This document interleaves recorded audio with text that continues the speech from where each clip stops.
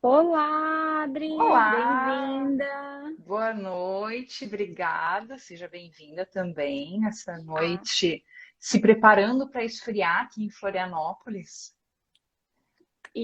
não apenas esfriar, como uma noite de lua cheia em Escorpião, gente. Lua de Vesak, onde Buda se iluminou. É muito auspicioso isso.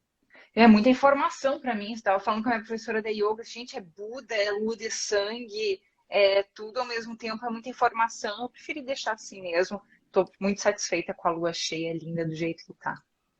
Tá maravilhosa mesmo. Sejam muito bem-vindos quem está entrando. Muito obrigado por estarem aqui conosco, compartilhando do seu tempo conosco. E, por favor, enviem suas perguntas, seus comentários. Estamos aqui para poder, então, fazer um trabalho aqui em conjunto, não é mesmo, Adri? É, esse tema tem muito pano para manga e a gente gostaria muito que vocês nos passassem quais são as dúvidas, quais são as impressões que vocês estão tendo sobre ele, porque é, ele parece estranho assim no começo, causa certa estranheza, mas a gente vai explicar direitinho qual é a origem desse tema tão controverso. É verdade, gente. A gente está trazendo aqui um tema que ele é científico, mas na verdade ele não é tão científico assim. E a gente vai desmistificar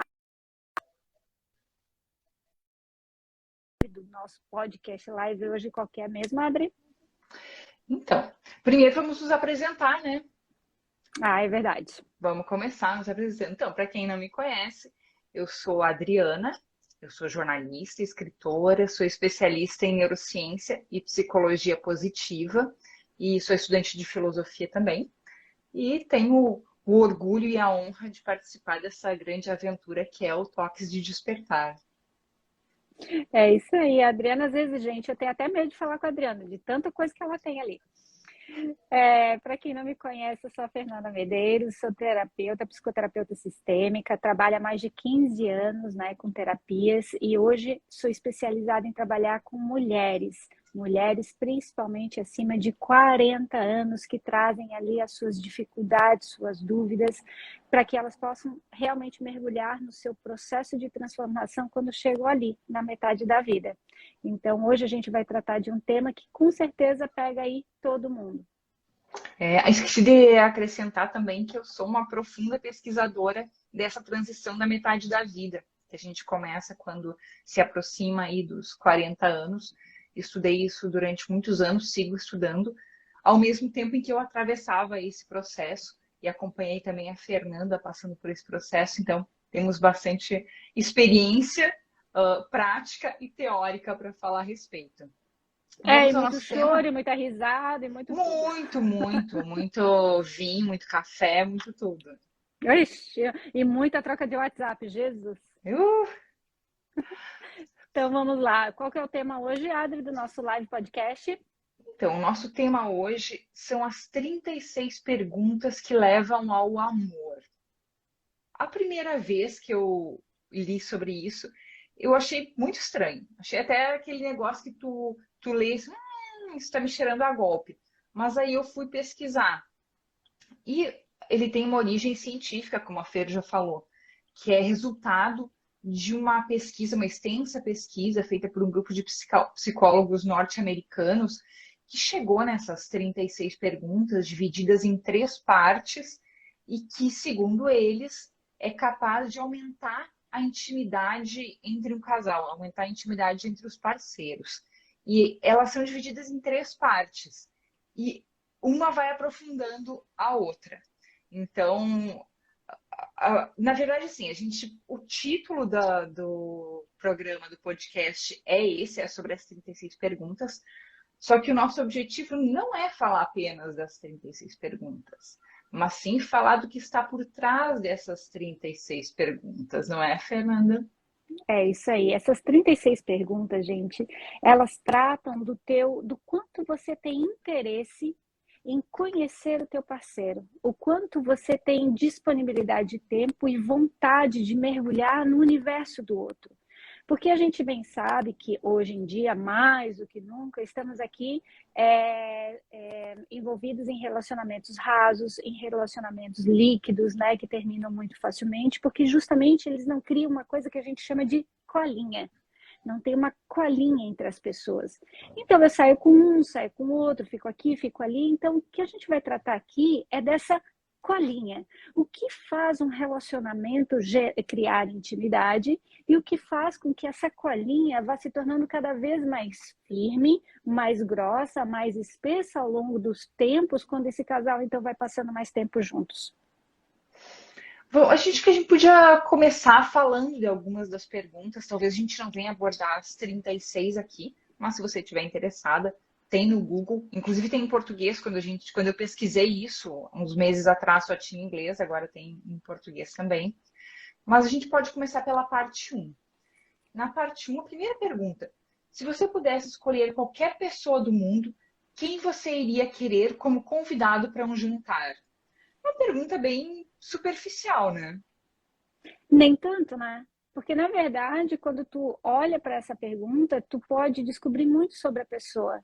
Quais são os valores dela, onde que ela está ancorada, qual é o tipo de gosto de música, de filme. Tu acaba conhecendo a pessoa por uma simples pergunta. E olha que interessante, o como que isso, claro que muito possivelmente você nunca vai conseguir realizar, mas como isso pode ficar num radar diante de você para que algumas delicadezas, algumas gentilezas possam ser trazidas então para esse relacionamento através de uma simples resposta. Só que a gente tem que tomar um cuidado com criar muitas expectativas a respeito da pessoa com base em uma resposta para uma pergunta, que é os nossos próprios estereótipos e preconceitos. Por Exato. exemplo, talvez eu dissesse, quem você, eu diria Nietzsche, porque é o que eu estou estudando hoje. E aí, eventualmente, tem que dizer, nossa, mas que chata, ela é muito intelectual. Ou se eu dissesse a Anitta, talvez alguém fosse pensar o contrário. Então, a gente tem que ter cuidado para não deixar que os nossos estereótipos, aquela coisa que a nossa bagagem acaba nos trazendo de forma inconsciente, determine de antemão o que, que uma pessoa é ou não é, o que, que ela gosta e o que ela não gosta. Então, é só uma pergunta introdutória, tem que aprofundar mais aí. E a gente vai ver um outro ponto aqui bem interessante, né? Eu lembro de um post que eu fiz anos atrás, né? Que dizia mais ou menos assim: ele sempre tentou mostrar quem era, mas eu nunca quis ver. Então, muitas vezes a gente cria uma ilusão, né, de quem eu gostaria que o outro fosse.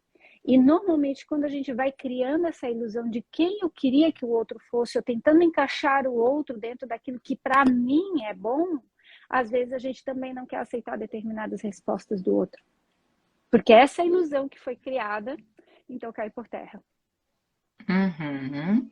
Acho que a gente pode pular para uma outra pergunta aqui. Vamos pulando algumas porque não vai dar tempo da gente fazer toda. Essa aqui, o que constitui um dia perfeito para você?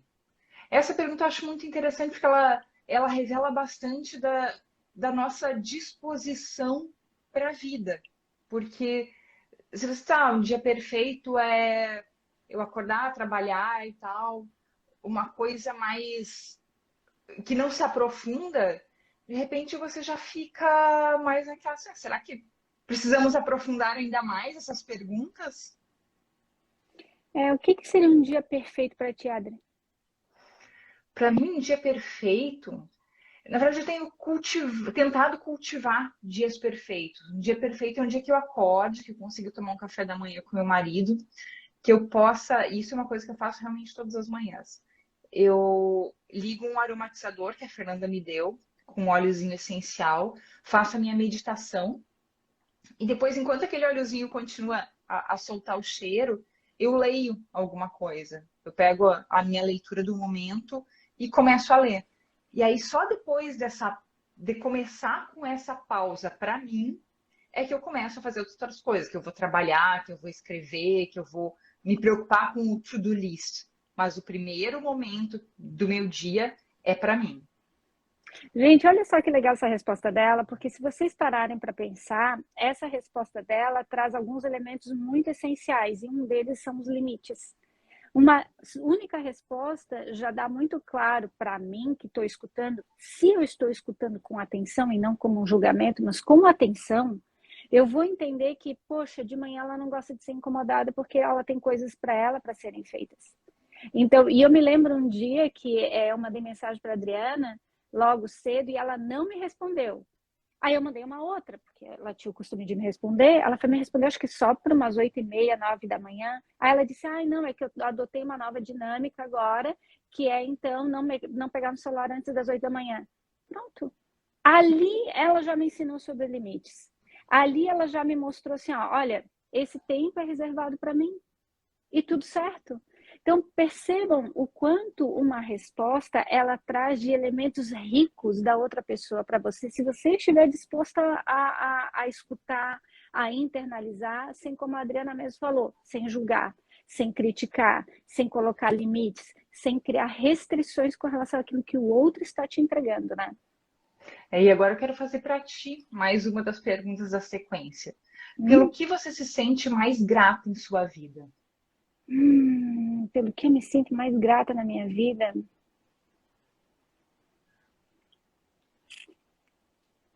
Ai, quando eu acordo de manhã cedo e consigo me espreguiçar em cada partezinha do meu corpo. Nossa, eu me Isso sinto é muito bom. grata. Gente, assim, dar aquela espreguiçada assim, ó.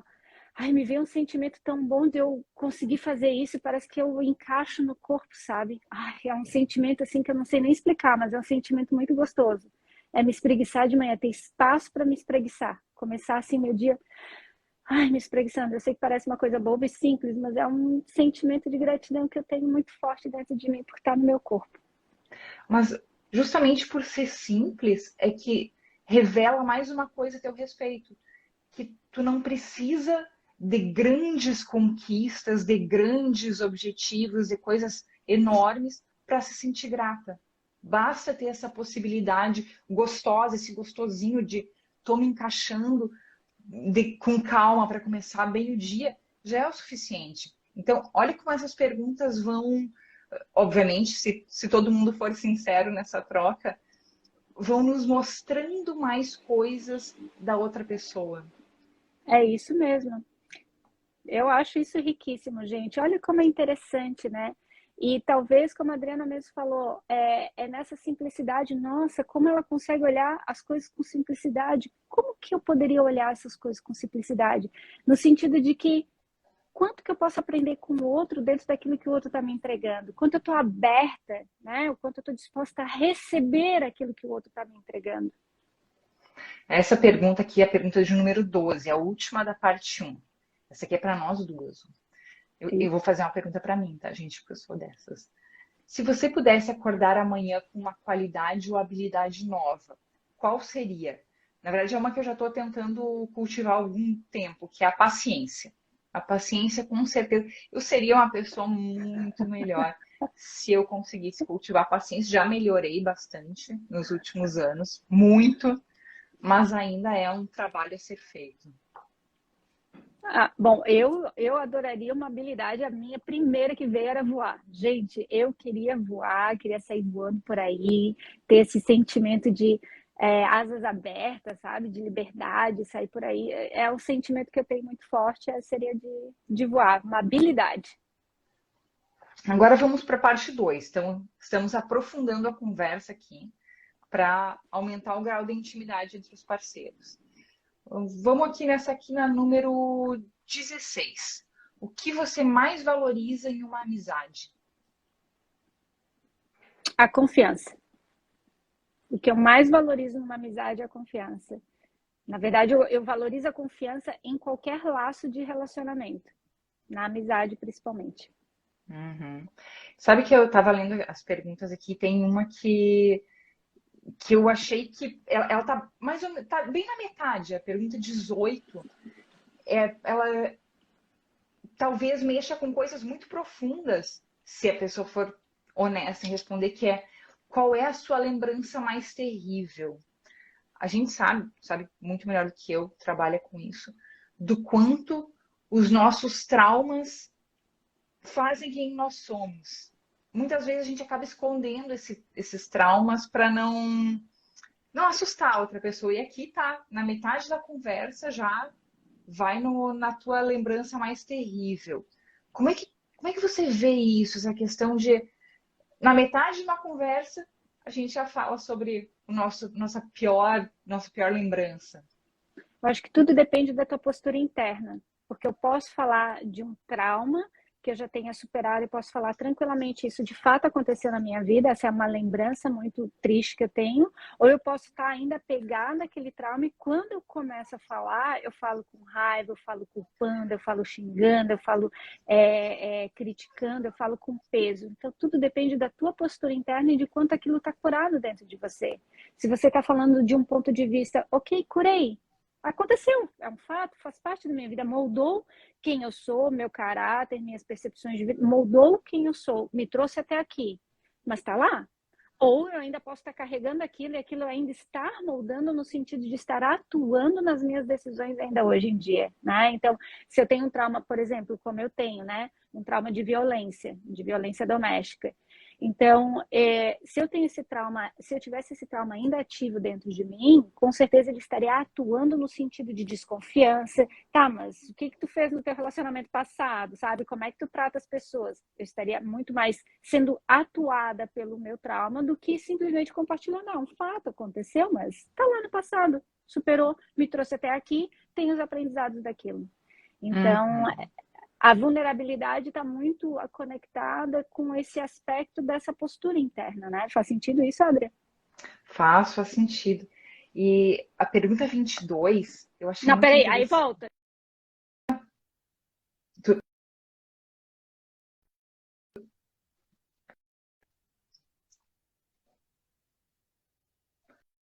Qual é a minha lembrança mais terrível? Vadinha, será que eu também tô? Voltou? Agora foi. Voltou, voltou. E Ah, tô? E a tua resposta do 18? nossa, minha lembrança mais terrível, assim, do que me ocorre de imediato, assim, daquela pá. Foi uma vez que a gente estava lá na cidade de Natal, Santa Maria, e o meu pai matou um lagarto grande. Eu era muito pequena, tinha uns 7 anos. E eu morria de medo aliás, até agora, até hoje não gosto muito de répteis, mas e aí ele ameaçou jogar em mim. E eu saí correndo, pequenininha lá, correndinho, e ele jogou, de fato, o lagarto em mim. Jogou, o lagarto caiu nas minhas costas e eu pequena caí com o lagarto por cima. E é aquele tipo de memória que eu nem sei se aconteceu exatamente assim, mas é assim que eu lembro. Então, isso é importante. Como é que a gente lembra das coisas? Porque nem sempre a gente tem que ter em mente, do ponto de vista do funcionamento do cérebro, que nem sempre as nossas memórias são exatas. Nem sempre a gente lembra exatamente do que aconteceu. Porque nós não temos a capacidade de lembrar de detalhes. E aí o que acontece quando a gente tenta puxar esses detalhes? O nosso cérebro cria esses detalhes para tornar aquela história coerente. Da mesma forma que o nosso cérebro cria imagens para os pontos de visão onde a gente não enxerga, coisas que a gente não consegue escutar. Então, ele também tem essa questão. Então, lembrar das coisas sempre é desconfiar um pouquinho. Então, eu tenho essa lembrança, mas eu não tenho total convicção de que tenha acontecido dessa forma mesmo. Olha só, outro ponto aqui interessante, gente. De novo, a forma como a gente conta a história mostra muito se você está conectada nela ou não. Se tu está trazendo esse trauma ou não. Se esse trauma ainda está atuando em você ou não. É muito interessante isso. É, sem dúvida. E essa aqui é a número 22. Agora eu vou para 22. Alternando as respostas, diga 5 coisas que você considera características positivas do seu parceiro ou da sua parceira. E isso eu acho bacana, porque é aquele momento de você elogiar a outra pessoa, e fundo, não, eu gosto do teu cabelo, eu gosto do jeito como você fala. É uma oportunidade de ir fundo, tanto que ela já está na 22, no número 22. Então, é uma excelente oportunidade para aprofundar a intimidade. Gente, isso aqui é tão legal, porque também existe um estudo que diz o seguinte, que você a cada uma crítica, você tem que ter no mínimo 5 elogios para o teu parceiro ou para a tua parceira. Se você tem mais críticas do que elogio, normalmente você está gerando um relacionamento abusivo, ou se é o contrário, você está num relacionamento abusivo. E praticar o elogio é uma das coisas mais difíceis que as pessoas têm ao passar do tempo, porque elas vão se acostumando com coisas que são habituais, mas que são muitas vezes gentilezas do teu parceiro para você que você não enxerga mais. Às vezes uma mesa posta no café da manhã, uma mãozinho cortado de manhã, sabe assim, passar no teu trabalho para te buscar, lembrar de você de alguma forma comprando algum objeto. Às vezes deixar uma toalha sequinha para você no banheiro. Então, são coisas que merecem um elogio. O quanto a pessoa é dedicada, o quanto a pessoa é atenciosa, o quanto a pessoa é carinhosa, o quanto ela está disponível para você. E elogiar isso, gente. Aliás, esse deveria ser um exercício para se praticar todos os dias, né? Porque é muito fácil criticar. E elogiar já não é tão Adorei meu comum elogio assim. ali, ó. A Fê tem Olha, sorriso é mais lindo que eu já vi. mesmo. Amei. Adorei, tá? Já ganhei a minha noite.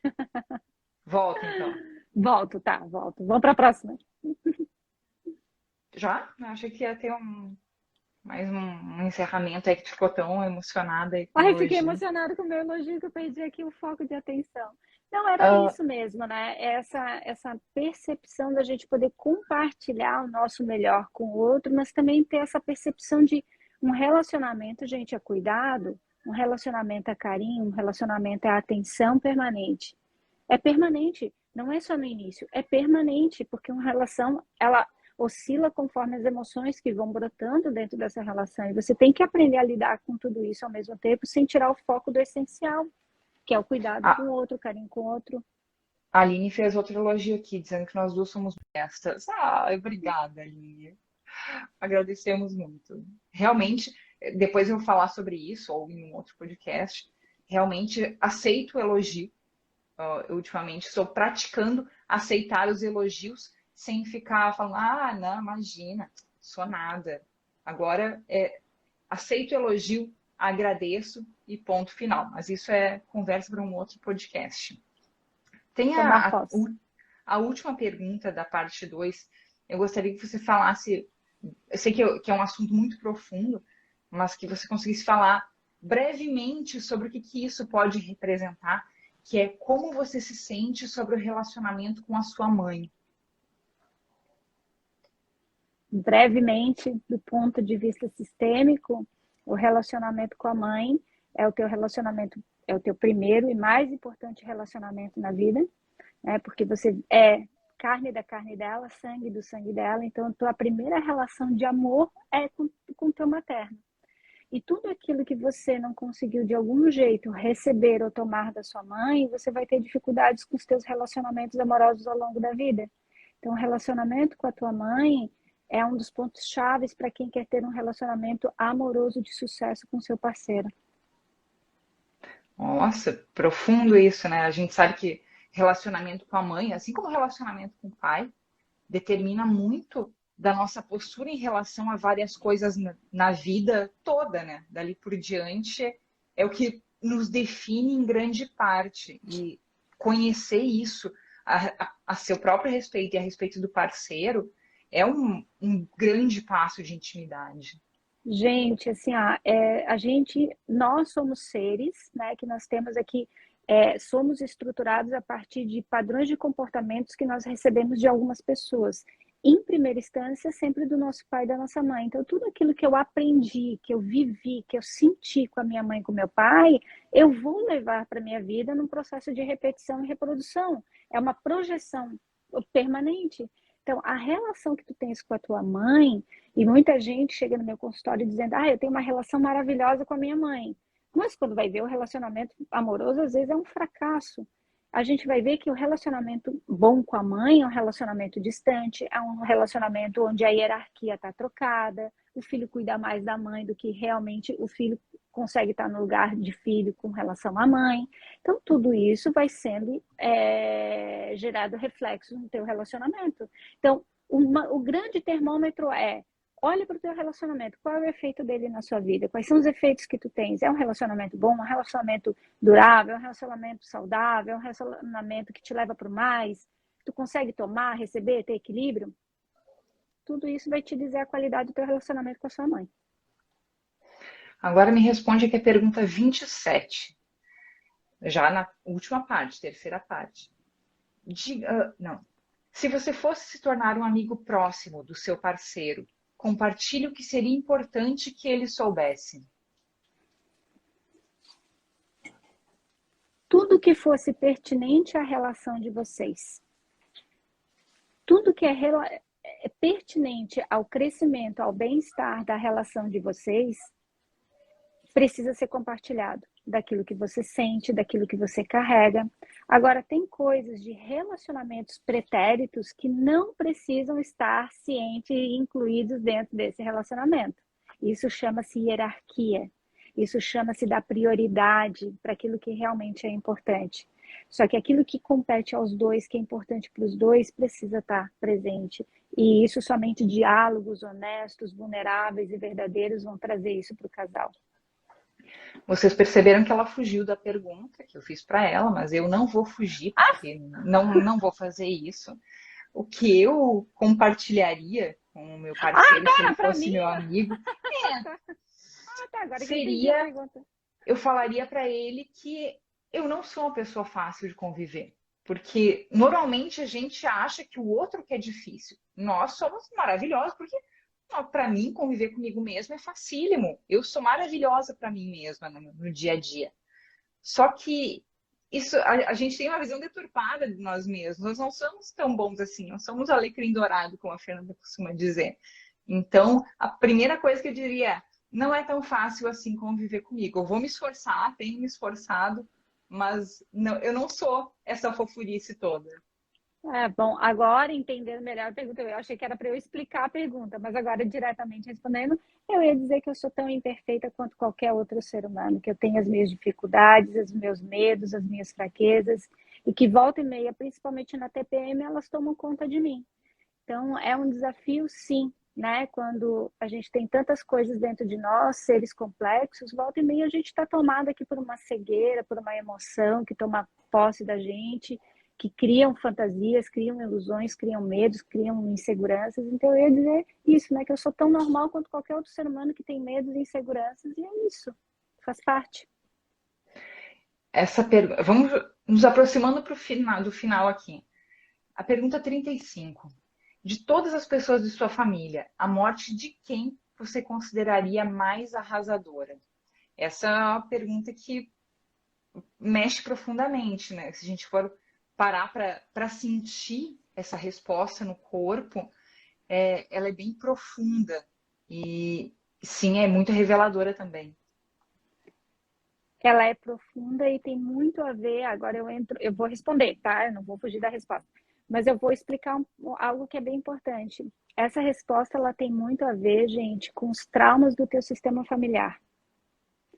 Quando o teu sistema familiar teve perdas traumáticas, quando o teu sistema familiar teve perdas que não foram choradas, lutos que não foram chorados, a morte das pessoas à tua volta tendem a ter um peso muito maior. Tá? Então, para mim, é a morte da minha filha. Seria a coisa mais impactante para mim. A Janice respondeu ali também filho, teve alguém que respondeu avó, a Aline respondeu irmão. Então, cada um carrega suas próprias questões, né? E essas respostas que a gente vai dando, por mais que às vezes a gente considere óbvias, elas realmente vão dizendo muito sobre a gente. Eu não imagino que se eu tivesse filhos, eu responderia filhos, mas como eu não tenho, seria a minha mãe. Mim. O Ronaldo também concordou comigo. Seria a minha mãe. O Ronaldo também não tem filhos, que eu sei. Então, seria a minha mãe também. Eu acho que a gente pode então passar para a última pergunta, que é: compartilhe um problema pessoal e peça o conselho do seu parceiro sobre como ele lidaria com isso. Também peça ao seu parceiro para descrever a impressão dele de como você parece se sentir quando fala sobre o problema que escolheu. Sabe o que eu acho mais interessante nessa pergunta? É que você não está pedindo um conselho, você está pedindo Não está pedindo que a pessoa diga o que ela acha que você tem que fazer da sua vida. É simplesmente a percepção de como a outra pessoa vê que você poderia estar fazendo, que você agiria. Não é um conselho, é uma percepção. E isso eu acho, essa balança entre dar conselhos e falar apenas as percepções, acho que é muito bacana. E é uma linha muito tênue, né? Porque é muito difícil você tá vendo uma percepção de uma pessoa, né? Vendo tendo a tua percepção diante de uma situação que aquela pessoa que tu ama está atravessando e se reter ao ponto de não dar conselho. É um desafio para a vida, né? É um desafio para a vida. Só que ela é possível. E quando a gente consegue esse grau de maturidade, a gente cria uma coisa chamada, gente, ambiente seguro. E o ambiente seguro é exatamente isso. Ou seja, eu posso me mostrar, nossa, eu tô com essa dor, eu tô com esse problema, eu tô com essa dificuldade, não sei o que fazer. Como é que tu percebe eu estando nesse problema, né? Se eu fico ansiosa, tensa, nervosa, se eu dou volta atrás do rabo, se eu falo sempre da mesma coisa, do mesmo gênero, mas só olhar e me passar isso, né? Então a gente cria um ambiente seguro porque eu me sinto segura sem ser julgada e sem ser criticada ao ponto de me mostrar nesse nível. E agora que nós terminamos as perguntas, também queria fazer um adendo aqui. Também não é o caso de você mal conhece o sujeito e já chega querendo despejar tudo, né? No Não é primeiro, isso segundo também. encontro, né, cara? Não é isso também. Tem que ter um pouco de bom senso. Até lembrei da história de uma amiga que no segundo encontro, o cara, como ela disse, já foi vomitando tudo em cima dela. E ela já falou da ex-mulher, dos filhos e tudo. Então, um pouco de bom senso também é requerido. E eu acho que tanto o bom senso quanto a capacidade de nos aprofundarmos, acho que a gente pode já falar qual é o. Na verdade, a Fernanda já entregou sem querer, que é a vulnerabilidade. Isso é você conseguir expressar os seus sentimentos, fazer as perguntas, mesmo que você considere delicadas para o seu parceiro, se abrir sobre os assuntos que são delicados para você e de uma forma clara, honesta e equilibrada, porque também não é querer resolver tudo aos gritos, né? Gente, uma coisa que eu descobri e que eu acho que a Adriana vai concordar comigo. O amor, gente, é uma decisão diária, porque ele é um sentimento e como todo sentimento, o sentimento ele é uma construção diária, né, de vários atos, várias dinâmicas. E o mais interessante disso tudo, gente, é que à medida que tu vai te mostrando, o amor é desconfortável. O amor ele não é confortável. O amor ele é completamente desconfortável, porque a vulnerabilidade, que é a colinha dos relacionamentos, é desconfortável. Você falar o que você sente de verdade, correndo o risco do outro não gostar de você, do outro te rejeitar, do outro não te querer, é algo que é muito grande, é muito precioso.